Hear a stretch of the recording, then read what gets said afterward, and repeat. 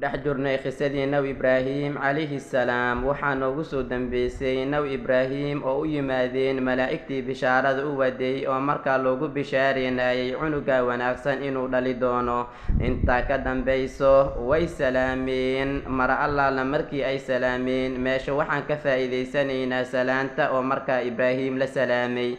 salaanta ugu qiimaha badan oo lisku salaamo waa salaanka islaamka. Assalaamu calaykum waraxmatullaahi. waxyaalaha dadka ay iskugu salaamaan salaam ma ahan si subax wanaagsan iyo waxyaalaha la midka ah oo dhan. sheyga ugu horeeya ugu qiimaha badan qofka muslimka lala kulmo waa inuu ku salaama assalaamu calaykum. qofka markuu ku yiraahdo assalaamu calaykum waraxmatullaahi ka gadaal wax alla wixii kelimada dhayib ah oo wanaagsan wax dhibaato ah kuma jirto, laakiin assalaamu calaykum wax ka hormari kartaa ma jirto. ruushii markay u yimaadeen Ibraahim qaaluu